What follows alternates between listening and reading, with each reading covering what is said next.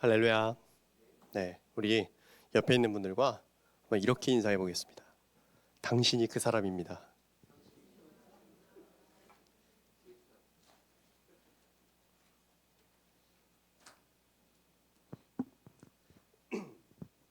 우리가 지난 2주 동안 다윗에 대한 설교를 들었습니다.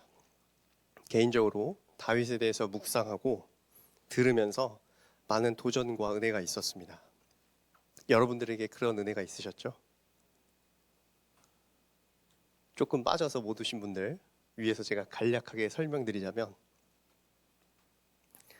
저에게는 하나님의 중심, 그 주목해서 보시는 그 마음의 중심을 겸비하고 싶어지는 도전과 갈망이 생겼습니다. 첫 번째 주에 다윗의 중심에 대해서 나눠주었는데, 도대체 하나님은 다윗의 마음의 중심에 무엇이 있는 걸 보셨길래 그 가족들조차도 없는 사람 취급하고 아버지의 양떼를 치기 위해서 아무도 찾아오지 않는 그 초원 위에 있는 다윗을 찾아내셨을까? 여러분, 초대해야 들어올 이 은혜의 강 교회에 오신 여러분들, 마음의 중심을 드릴 때 주님이 여기까지도 찾아내시는 줄로 믿습니다. 여러분이 어디에 계실지라도. 둘째 주에는 왕이었음에도 만왕의 왕이신 주님 앞에 살기를 소원했던 다윗이 가진 기쁨에 대한 도전이 있었습니다. 왕으로서 세상에서 자기가 누릴 수 있는 것들을 다 누리면서 살 수 있는데, 다른 즐거움을 자신의 앞에 두는 것이 아니라 그 앞에 영원히 살고 싶어하는 그 마음. 도대체 하나님을 통해서 어떤 기쁨을 맛보았길래 여호와 앞에 영원히 살고 싶었던 걸까? 여러분 아셨는지 모르겠지만 오늘 환영곡을 제외한 오늘 모든 찬양곡은 시편에 있는 내용입니다. 목마른 사슴이를 뺀 나머지 모든 찬양곡은 다윗이 쓴 시입니다. 찬양을 준비하며 다윗이 이렇게 많은 시를 썼구나, 새삼 느끼기도 하고, 야, 다윗의 시가 진짜 많이 노래로 불려지고 있구나 깨닫게 됐는데, 그만큼 다윗은 하나님을 정말 순결하게 사랑하는 사람이었습니다. 애끓는 마음과 정말 불타는 마음으로도 하나님을 질투하기도 하고 사랑하는 그 마음이 그에게 있었다는 것입니다. 그런데 오늘 읽었던 본문 7절 말씀을 보면 이랬던 다윗이 율법에 따라 죽어야 할 사람이라고 그렇게 소개하고 있습니다. 아무도 찾지 않는 들판 위에 있었던 그 다윗을 찾아낼 정도로 그 중심이 있던 그 다윗, 수많은 역경을 지나서 믿음의 실력을 갖췄던 다윗이었고, 이랬던 다윗이 한순간에 무너져 내립니다. 오늘 이런 죄의 실제적인 힘에 대해서 여러분과 나누고자 합니다. 그리고 이렇게 넘어진 다윗, 이렇게까지 정말 수많은 신앙의 경력과 힘과 영적인 체험을 했음에도 불구하고 넘어진 이 다윗을 끝까지 붙들어 일으켜 세우시는 하나님이 어떻게 일으켜 세우시는지, 그 말씀을 통해서 여러분, 우리도 주님 앞에 영원히 있게 되길 소원합니다. 옆에 사람 얼굴 한번 볼까요?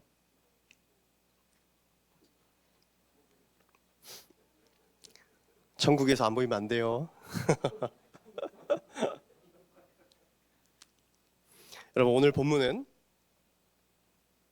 나단 선지자가 와서 다윗에게 한 이야기를 들려주는데, 왜 이 이야기를 들려주냐면 우리가 잘 아는 다윗의 가장 큰 죄, 밧세바라는 여인과 관련된 이야기입니다. 다윗이 당시 밧세바가 목욕하고 있는 걸 보고 한눈에 아주 마음이 흠뻑 빠져버립니다. 여러분, 보는 걸 조심하시기 바랍니다. 자, 그래서 왕으로서의 힘을 가지고 불러들이죠. 죄가 얼마나 무서운지 한 번에 애가 들어섭니다. 다윗은 이 사실을 감추기 위해서 부단히 노력합니다. 당시 암몬과 전쟁 중이어서 그 남편 밧세바의 남편 우리아가 부재 중이었는데 그 우리아를 불러들입니다. 형식적으로 전쟁에 대한 브리핑을 막 듣습니다. 형세가 지금 어떻니 저쩌니 다 듣고 나서 야 수고했다, 먹을 걸 막 다 쥐어주면서 어서 집으로 가, 특별한 휴가를 줄게. 저였으면 얼른 여보 내가 이렇게 수고하고 와서 휴가를 받았어, 왕이 나를 인정해줬어요 하고 갔을 텐데 성문을 떠나질 않는 거예요. 뜻대로 되지 않으니 다윗이 얼마나 답답했겠어요. 아니 다른 사람이 누구라도 다 신나서 갈 텐데 이게 좀 약간 직급이 있었던 것 같아요. 그가 함께 있었던 부하들도 집에 가지 않고 성문의 근처에 머무릅니다. 별로 좋지 않은 상관인 것 같아요. 집에 가고 싶은 사람도 있었을 텐데.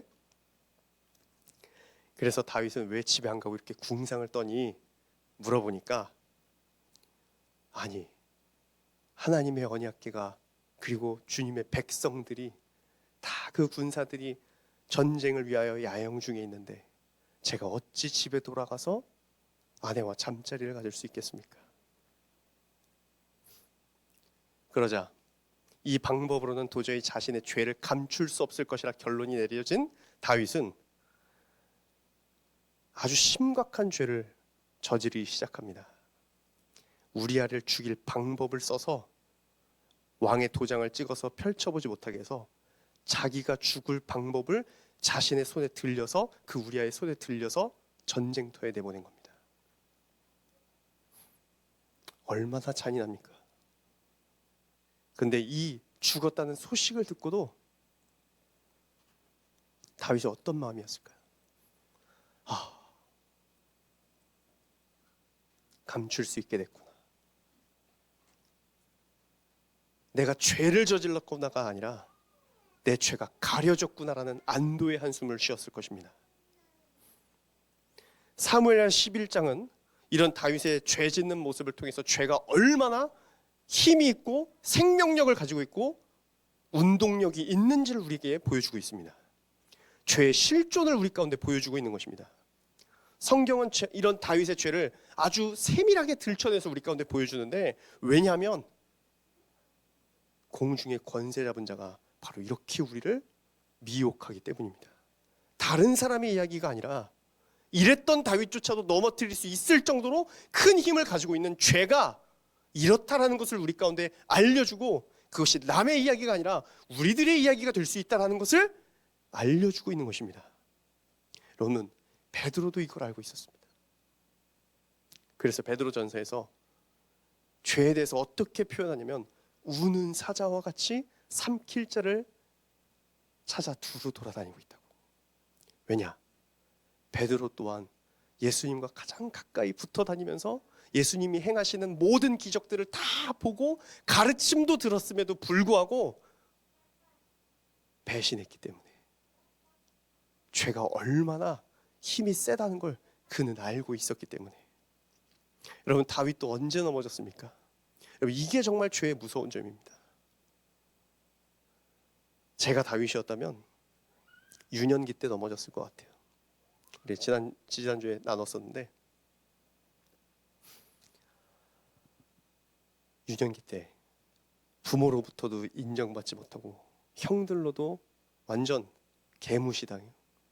어느 정도냐면 골리앗과 전쟁 중일 때 아버지가 형들이 지금 거기 전쟁터에 가 있으니 음식을 싸서 다윗 편으로 보냅니다. 근데 그 다윗을 믿지 못한 거예요. 아빠가 가서, 백부장이었던 것 같아요. 가서 거기 그 사람에게도 간식을 건네주면서 증표를 받아오라고. 너 이거 가지고 딴 데 쓰지 말고 가져와. 자기 아들을 못 믿는 거예요. 그리고 우리가 잘 아는 것처럼 가장 작은 자였죠. 사무엘이 찾아왔을 때 혼자 들판에 완전 왕따처럼 동떨어져 있는, 그러니 집안에서의 이 존재가 어느 정도인지 불보듯 뻔하겠죠. 저였으면 내 이런 하나님 안 믿어. 우리 집 왜 이렇게 개판이야?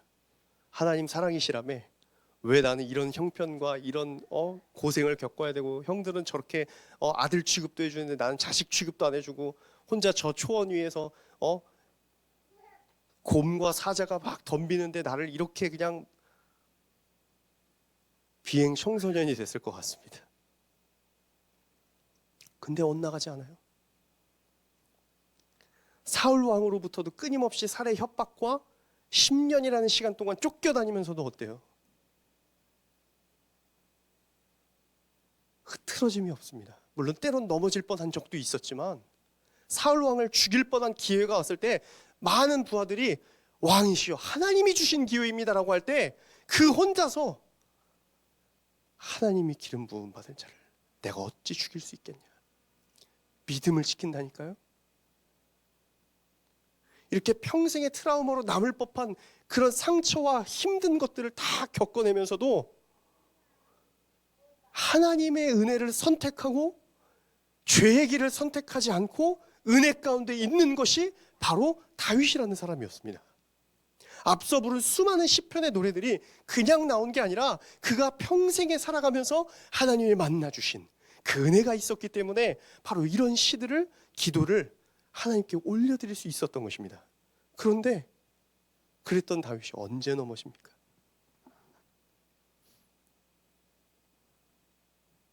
우리 이 권사님처럼 가장 사람으로서도 안정기에 접어드는 이 40대 중년의 나이에 완벽하게 넘어져 버립니다. 여러분, 옆 사람하고 이렇게 인사해 볼까요?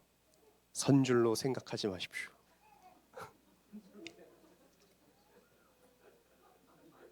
제 이야기가 아니에요. 넘어질까 두려워하라.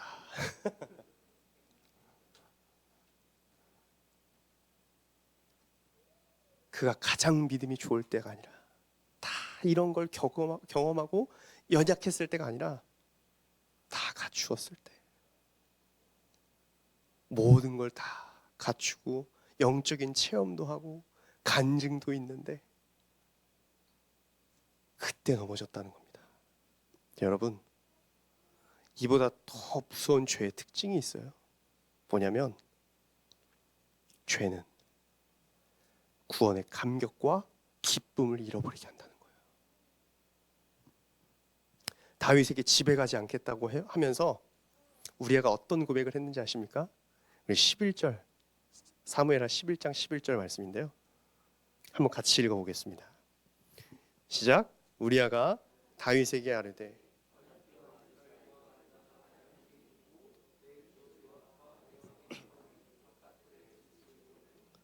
내가 어찌 내 집으로 가서 먹고 마시고 내 처와 같이 자리이까? 내가 이 일을 행하지 아니하기로 왕의 살아계심과 왕의 혼의 살아계심을 두고 맹세하나이다 아니라. 엄청난 고백이죠. 네, 여러분, 이 말씀을, 우리아의 고백을 묵상할수록 하나님의 음성이 들리더라고요. 이 전쟁이 어떻게 시작됐냐면, 암몬 땅에 사절단을 보냈는데 완전히 다 하지가 드러나게 옷을 잘라버리고 수염도 중간만 잘라서 볼품없이 만들어서 돌려보낸 겁니다. 호의로 보냈는데 하나님의 백성을 수치스럽게 한 거예요. 하나님을 욕보인 것입니다. 그런데 어때요? 다윗이 골리앗이 하나님의 군대를 욕보였을 때 내가 저들을 어떻게 가만히 둘 수 있겠냐며, 내가 가겠습니다. 사울 왕에게 내가 달려가겠습니다. 내가 저를 처단하겠습니다 하고 말씀으로 담대히 나아가는데, 이런 일을 겪었던 다윗이 어떻게 하냐면 왕궁에 있는 거예요. 하나님의 이런 음성이 들리더라고요. 이 전쟁이 내 백성들에게 수치를, 모욕을 준 암몬 때문에 시작된 전쟁이 아니냐. 골리앗이 나의 군대를 모욕하였을 때 전쟁터로 달려갔던 다윗아, 너는 지금 어디에 있느냐. 그리고 우리아가 언약궤가 야영 중에 있지 않습니까? 라고 했을 때 이건 어떤 음성입니까? 다윗아, 언약궤가 성내로 들어왔을 때 내 아내가 수치스럽다고 백성들이 보는 데서 부끄럽지도 않냐고 말렸을 때 내가 하나님으로 인하여 기뻐하며 춤추지 않았느냐? 그 언약궤가 들어온 것만으로도 기뻐 춤추던 다윗아, 너는 어디 있느냐? 언약궤가 저 야영 중에 있는데.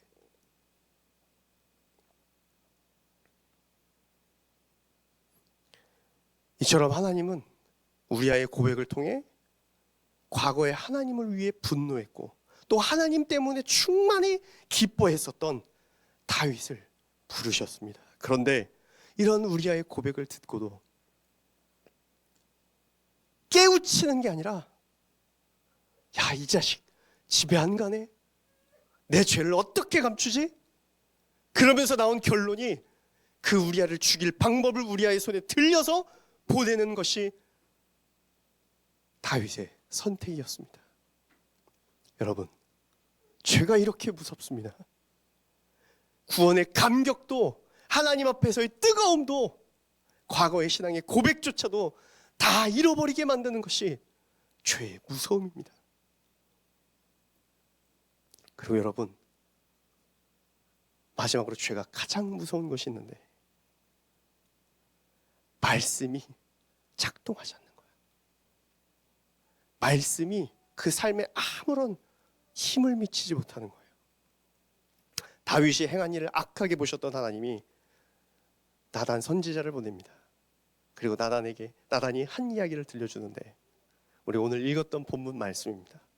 한 성읍에 두 사람이 살고 있는데 부유한 자와 가난한 자가 있습니다. 내 왕이시여, 그 가난한 자에게는 양 한 마리밖에 없었는데 그 양을 어찌나 귀하게 여겼던지 같이 입는 옷도 입히고 마시는 물도 마시게 하고 음식도 같이 먹고 그 딸처럼 여기며 키웠습니다. 그런데 그 부유한 자에게 어느 날 한 손님이 찾아오는데 그렇게 가진 게 많으면서도 자기 걸 잡기 싫어서 그 가난한 자의 양을 뺏어다가 손님을 대접합니다. 이 말을 딱 듣더니 다윗이 죽일 놈, 그러면서 이렇게 이야기합니다. 사무엘하 12장 5절로 6절인데 다윗이 그 사람으로 말미암아 노하여 나단에게 이르되 여호와의 살아계심을 두고 맹세하노니 이 일을 행한 그 사람은 마땅히 죽을 자라. 그가 불쌍히 여기지 아니하고 이런 일을 행하였으니 그 양새끼를 4배나 갚아 주어야 한지라. 그럼 뭐라고 말하죠? 마지막에 4배나 갚아 주어야 한다. 정확한 수치를 말하고 있습니다. 이게 그냥 단순히 왕으로서 계산을 해봤을 때 이 정도 피해 보상은 해줘야 타당하다라고 이야기하는 것이 아니라, 출애굽기 22장 1절의 말씀 우리 같이 읽어보겠습니다. 시작. 사람이 소나 양을, 그는 소 한 마리에 양 한 마리에 양 4마리로. 다윗이 말씀을, 율법을 정확하게 알고 있었다는 거예요. 여러분, 그러면 다윗이 이 말씀을 몰라서 죄를 지었습니까? 말씀을 몰라서 우리아의 아내인 밧세바를 취한 것입니까? 아니요.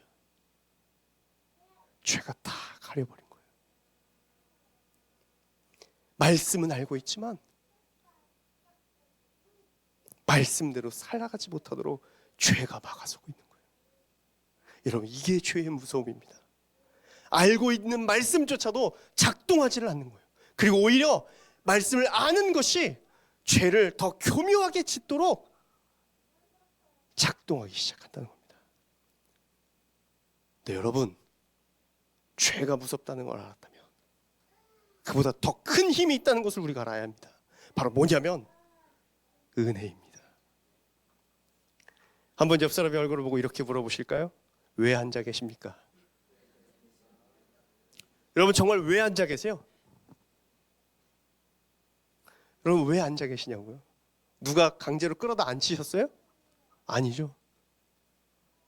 하나님 예배하려고 오셨잖아요. 하나님 좋아서 오신 거잖아요. 왜 하나님이 좋아졌어요? 하나님이 나에게 찾아와 주셔서 내가 죄인인 것을 깨닫게 하여 주시고 믿음을 선물로 주셔서 믿게 해주신 하나님의 은혜가 있기 때문에 우리가 이 자리에 앉아 있는 거 아닙니까? 여러분, 그렇다면 죄는 언제 깨달아집니까? 바로 주님이 오실 때 깨달아집니다. 여기 아무도 스스로 내가 죄인인 걸 깨닫고 나 교회 가야 구원받는구나 하고 나온 사람 아무도 없습니다. 주님이 나에게 찾아와 주셔서 내가 죄인인 것을 깨달아지게 하여 주시고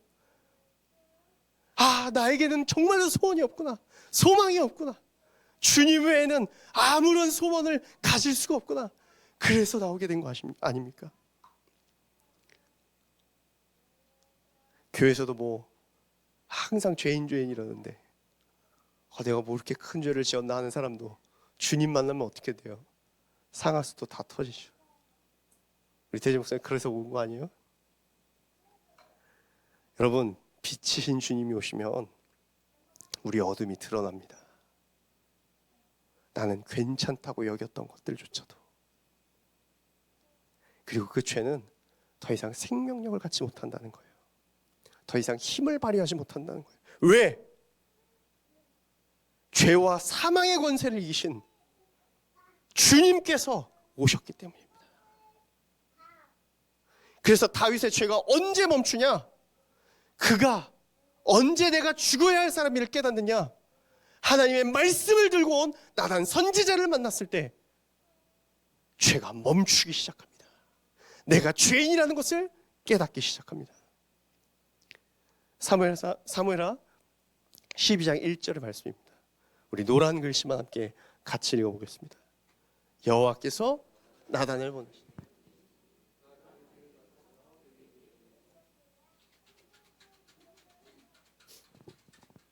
그 어떤 것도 다윗의 죄를 멈추지 못했는데 밧세바가 임신 소식을 들려왔을 때도 맞다, 내 죄가 이렇게 결실을 맺었구나 깨닫지 못했는데, 우리아가 믿음의 고백을 했을 때도 깨닫지 못했는데, 자신으로 인해 우리아뿐만 아니라 같이 있었던 하나님의 군사들까지 같이 죽었을 때도 그 소식을 듣고도 깨닫지 못했는데,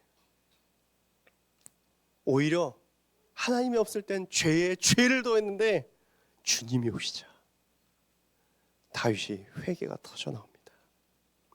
여러분, 주님이 오시면 죄는 끝장납니다. 주님의 말씀 한마디면 죄는 더 이상 고개를 들지 못합니다. 그리고 우리 가운데 회개가 터져 나올 줄로 믿습니다. 여러분, 이것이 복음입니다.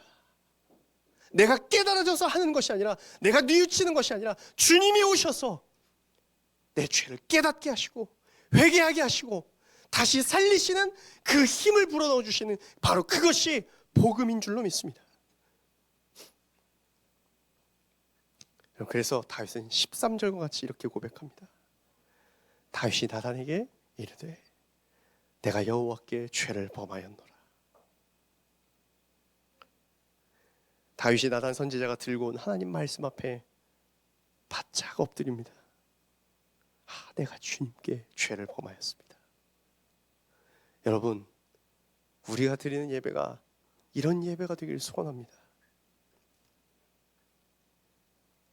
사울과 다윗의 딱 하나 차이가 뭔지 아십니까? 주님이 오셨을 때 사울은 자신의 죄가 드러났을 때 내 자리를 지키기 위해 예배 드려달라고 합니다. 근데 다윗은 주님께 엎드립니다. 그리고 우리 이 설교가 끝나고 부를 찬양, 주의 성령을 내게 거두지 마옵소서. 그 구원의 기쁨을 다시 회복시켜 주시옵소서. 여러분, 이 은혜를 우리가 누리길 진심으로 소원합니다.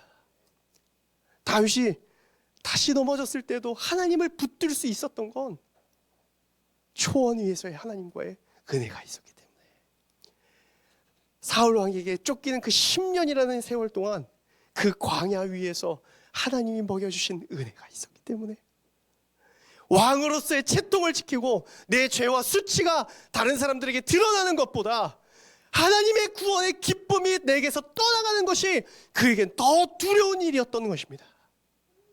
여러분, 이런 영적인 체험을 갈망하며 나아가기 원합니다. 마지막으로 여러분, 우리가 꼭 기억해야 할 사실 한 가지가 있습니다. 다윗을 끝까지 포기하지 않았던 것처럼 하나님께서 결코 우리를 포기하지 않으신다는 겁니다. 여러분, 이상하지 않습니까? 여러분, 주변에 이런 사람이 있으면 손절해요, 안 해요?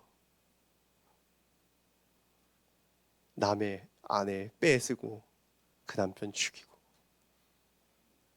우리가 성경에서 보니까 지금 다윗이 굉장히 젠틀해 보이고 왕이니까 뭐 그럴 수 있지 하지, 우리 주변에 있는 사람이라고 생각하면 바로 손절하죠.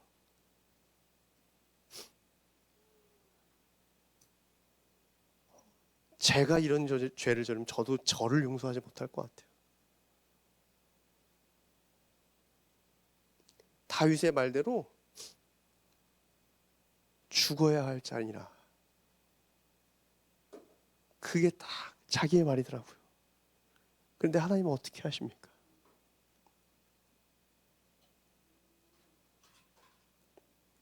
다윗을 포기하지 않으세요. 왜 그랬던 걸까요? 하나님이 다윗에게서 본 게 있었어요. 무엇을 보셨을까? 사무엘상 16장 6절과 7절의 말씀입니다.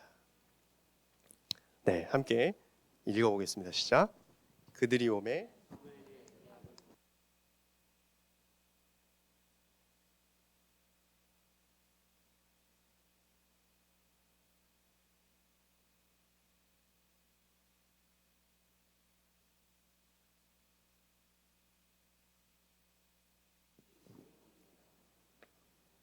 하나님께서 사울 왕을 버리시고 사무엘에게 새로 기름 부을 받을 자를 알려주시기 위해 베들레헴으로 보내셨을 때입니다.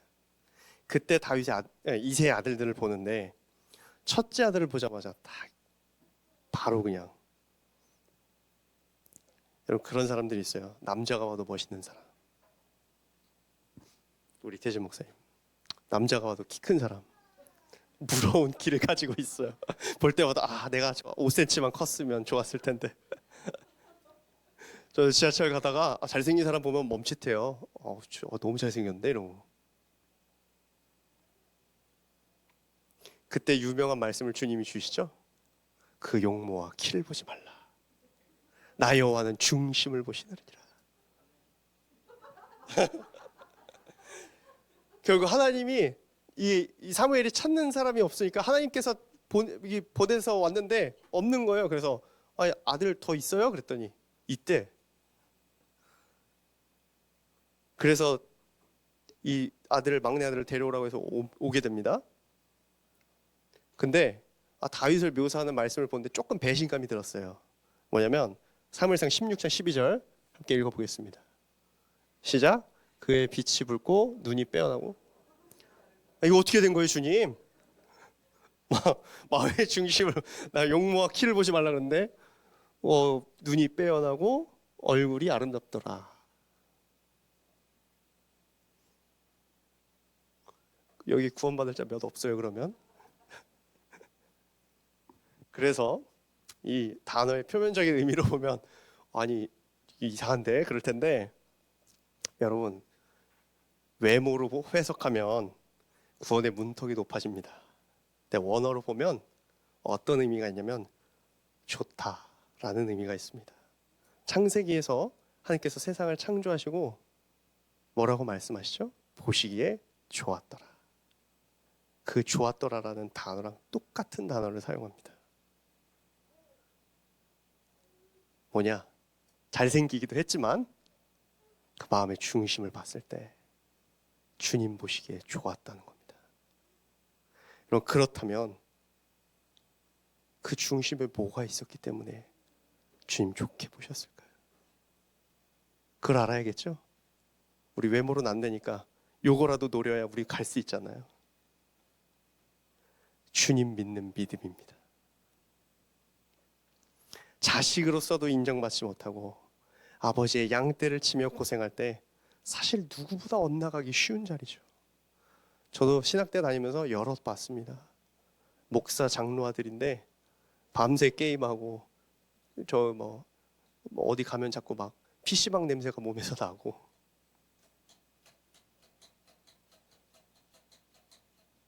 뭘 경험했는지는 정확하게 성경이 이야기해주고 있지는 않지만 그 들판 위에서 다윗은 하나님을 만납니다. 한번 상상해 봤어요. 어떻게 거기서 하나님을 만날 수 있었을까? 아마 처음은 원망의 기도로 하지 않았을까? 하나님, 당신이 살아계시다면 왜 나는 가족들에게 이런 취급을 받아야 됩니까? 나 인정받고 싶어요. 저 아버지 양떼를 지킬 힘을 주세요. 그래서 그 곰의 수염도 잡고 그러지 않았겠어요? 하나님은 이런 다윗의 중심을 아름답게 보신 거예요. 엇나갈 수 있는데, 다른 길을 선택할 수 있는데, 단식일지라도 하나님, 내 삶을 토로하고 하나님 앞에 달려나온 그 다윗을 이쁘게 보신 거예요. 여러분, 바로 이것을 주님께서 의로 여겨주시고 죄 가운데 있는 그를 포기치 않고 끝까지 찾아가서 일으켜 세워주신 것입니다. 왜냐?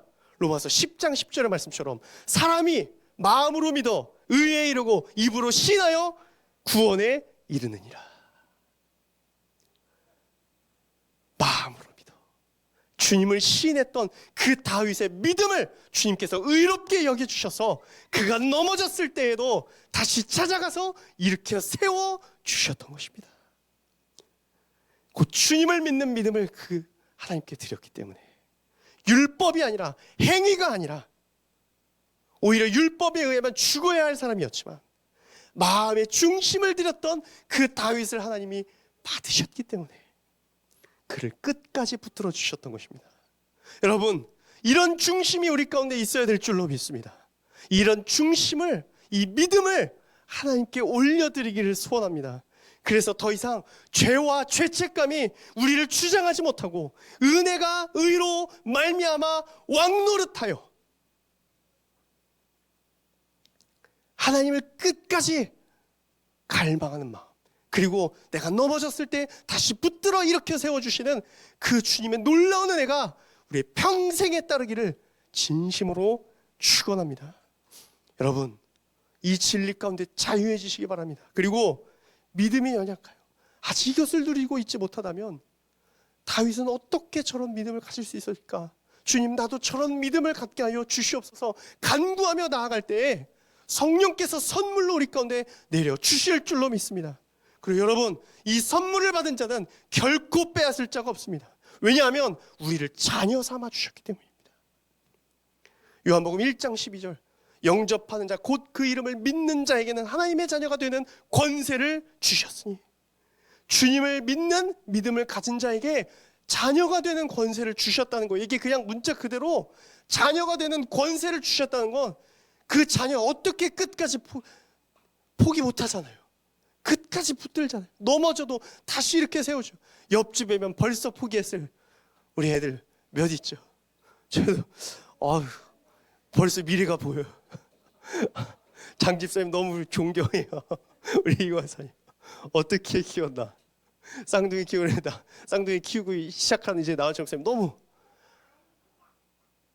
왜 주님이 포기하지 않는 거예요? 믿음으로 자녀가 되는 권세를 받았기 때문에. 여러분, 이게 우리가 받은 거예요. 실질적으로 받은 거라고요. 죄가 우리를 주장하지 못하는 이유가 바로 여기에 있는 거예요. 왜? 우리가 하나님의 자녀가 됐기 때문에. 여러분, 주님은 여러분을 끝까지 포기하지 않으십니다. 여러분의 연약할지라도 주님을 믿는 믿음, 그걸 주님은 아시기 때문에.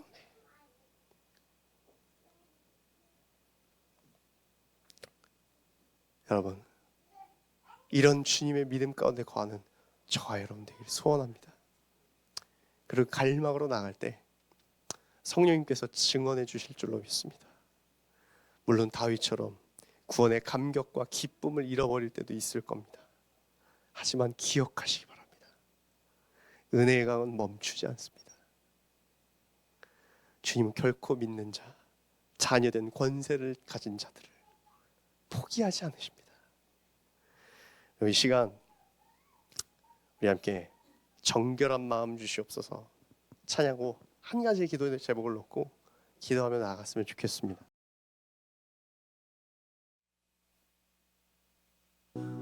여러분, 정결한 마음 주시옵소서는 다윗이 밧세바를 범하고 나단 선지자가 찾아와 그 죄를 깨닫게 된 이후에 그가 지었던 시편 51편에 나오는 고백입니다.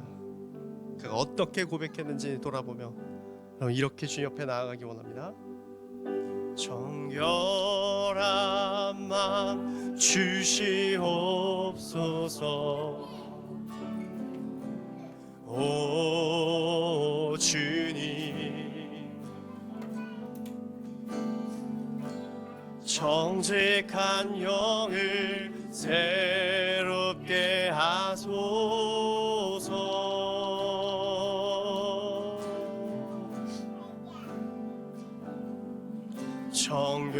정결한 마음 주시옵소서. 오 주님, 정직한 영을 새롭게 하소서.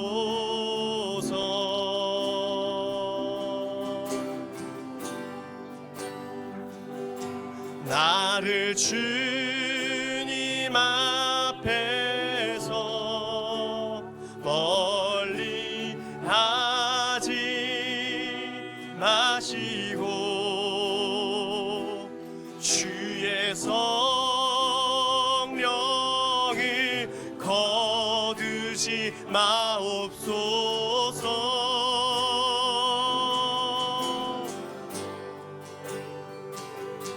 그 구원의 기쁨 다시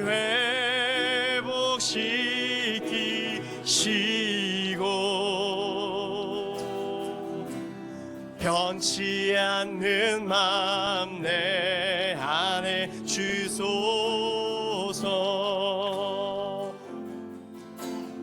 우리 다시 한 번 더 고백합시다. 정결한 마음 주시옵소서.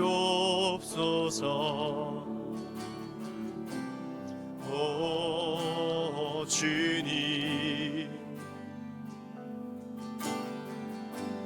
정직한 영을 새롭게 하소서.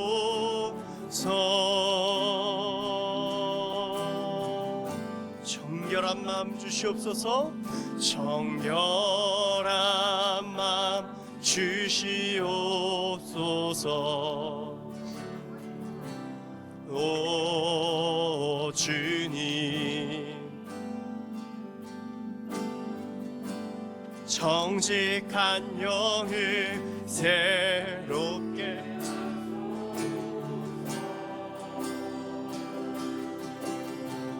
나를 주님 앞에서 나를 주님 앞에서 멀리 하지 마시고 주의 성령을 거두지 마옵소서.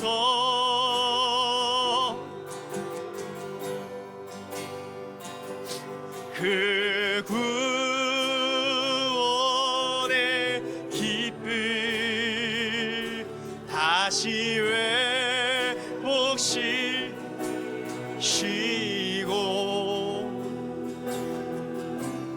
변치 않는 맘 내 안에 주소서.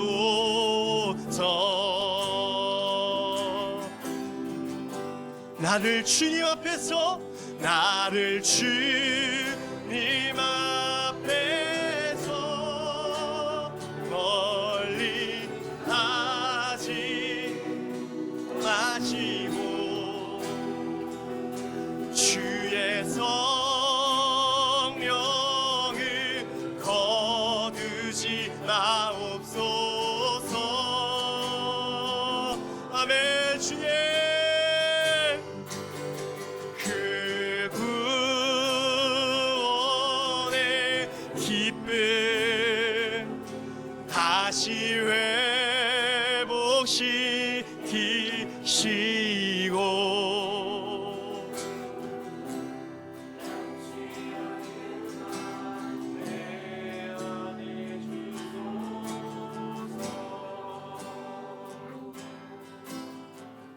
여러분, 이 시간 한 가지만 놓고 기도할 텐데 소리내어 기도하지 않으셔도 괜찮습니다. 근데 주님께 여러분 다 토로하기를 원합니다. 여러분, 다윗이 회개하지만 이 일로 인해서 밧세바가 낳은 아들이 심하게 앓게 됩니다. 왕궁위를 거닐던 다윗은 회개하고 금식하며 땅에 엎드리게 됩니다. 근데 여러분, 여기서 놓치면 안 되는 사실 한 가지가 있는데, 다윗을 치셨던 하나님은 여러분 어떤 마음이셨겠습니까? 그가 죄 가운데서 돌아오기를 바라며 치셨던 그 하나님은 속이 좋으셨을까요? 야, 너의 죄값 때문에 죄값을 치러라, 쌤통이다 하며 그 마음으로 그 자식을 치셨겠습니까? 아니요, 그가 돌아오기를 바라는 마음으로, 자식을 때리는 아비의 마음으로. 여러분, 이처럼 우리가 짓는 죄는 더 이상 우리를 구원으로부터 다시 빼앗기지 못하는, 그 구원을, 우리에게 주신 그 구원을 빼앗아가지 못합니다. 그런데 하나님을 아프게 해드린다는 것입니다. 그래서 이 시간 여러분이 기도하길 원하는 것, 주님, 죄의 기쁨에서 떠나게 하여 주시옵소서. 돌같이 굳은 나의 마음, 밧세바의 말을 듣고도, 우리아의 말을 듣고도 깨닫지 못했던 그 다윗과 같이 돌같이 굳어진 내 마음을 제하여 주시고 구원의 기쁨과 감격을 다시 회복시켜 주시옵소서. 평생 주님 앞에 기쁨으로 살게 하여 주시옵소서. 여러분, 이 마음에 소원을 담아서 우리에게 주님의 이름 막 귀에 부르짖고 기도하며 나아가기 원합니다. 주님, 아버지 하나님,